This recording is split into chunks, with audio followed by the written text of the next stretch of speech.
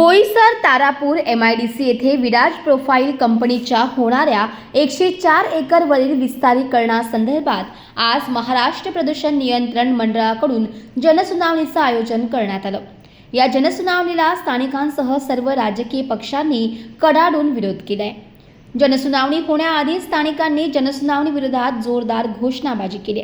Viraj profile या कंपनीमुळे प्रदूषणात वाढ होत असून पर्यावरणाचा मोठ्या प्रमाणावर ऱ्हास सुरू असल्याचा आरोप यावेळेस स्थानिक नागरिकांकडून करण्यात आला।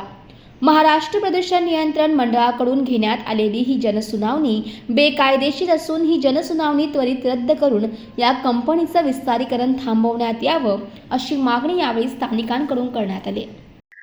मुळात ही जनसुनावणीची बेकायदेशीररित्या आयोजित केलेली आहे, म्हणून आजची आमची पहिली मागणी आहे की ही बेकायदेशीरपणे आयोजित केलेली जनसुनावणी ही रद्द करण्यात यावी। आम्हाला पुरेसा वेळ दिला नाही जनसुनावणीसाठी।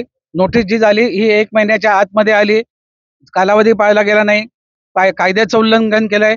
पेसा कायद्यानुसार ग्रामसभेचा NOC ग्रामसभेचा ठराव घेतला नाही आणि ग्रामसभेने जो ठराव केलाय हा कंपनीच्या विस्तारीकरणाच्या विरोधामध्ये आहे। आजचं जर तुम्ही नोटीस पाहिली MPCBची तर त्याच्यामध्ये वेळ दिलेली नाही, म्हणजे किती वाजता जनतेला संभ्रमात ठेवून आणि ही जनसुनावणी आटोपती घ्यावी असा त्यांचा डाव आहे आणि वेळ दिलेली नाही नोटिसीमध्ये। अशा प्रकारच्या नोटीस ही बेकायदेशीर त्रुटीयुक्त आहे आणि त्यामुळे ही जनसुनावणी पहिल्यांदा रद्द व्हावी हीच आम्हा सर्वांची मागणी आहे। महाराष्ट्राच्या इतिहासामध्ये उद्योग वाढावा ही सर्वांचीच भूमिका आहे महाराष्ट्रामध्ये, तारापूरमध्ये। परंतु ज्या ठिकाणी आपण उभा आहोत आणि जिकडे जनसुनावणी होते, तुम्हाला आश्चर्य वाटेल आणि मी शासनाला पण सांगू इच्छितो की जनसुनावणी ही त्या प्रकल्पाच्या आजूबाजूला झाली पाहिजे। जरी खरं असलं तरी ज्याच्या बाबतीतला प्रकल्प आहे त्याच्याच जागेमध्ये होते आणि त्यांची स्वतःची मालकी जागा आहे, ज्या मालकी जागेमध्ये आपण जनसुनावणी करता आम्ही चाललोय आणि त्याच्यामध्ये आधीच त्यांचे 500 ते 600 वर्कर हे बेकायदेशीररित्या बसलेले आहेत। म्हणजे हा जनसुनावणीचा फास करण्याचा घाट आहे। कुठल्याही उद्योगाच्या बाबतीमध्ये या परिसरातील पंचक्रोशीतील स्थानिक भूमिपुत्रांनी सकारात्मक भूमिका घेतल्यामुळेच इथे एशियातली सर्वात मोठी MIDC आली।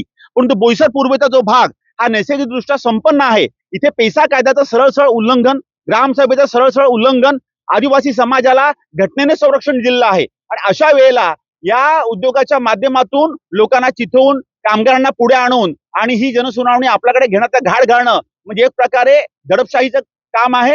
ही जनसुनावणी रद्द व्हावी ही आमच्या आम्ही सर्व पक्ष इथे लोक इथे आहोत। इथे आम्ही राजकीय पक्षांपेक्षा येथील स्थानिक भूमिपुत्र म्हणून सहभागी झालेले आहोत आणि आम्हाला आमच्या पुढच्या भविष्याची, आमच्या मुलाबाळांची आणि आमच्या परिसरातील मुलाबाळांची काळजी आहे। पर्यावरण टिकलं तर आम्ही टिकू या भावनेतून आम्ही आहोत। आजही आम्ही शासनाला विनंती करतोय आणि आजच्या या जनसुनावणीच्या माध्यमातून आम्ही आग्रही मागणी आमची असणार आहे, जनसुनावणी रद्द झाली पाहिजे, अन्यथा या बाबतीमध्ये पुढचं आंदोलन हे कायमस्वरूपी संघर्षमय राहील।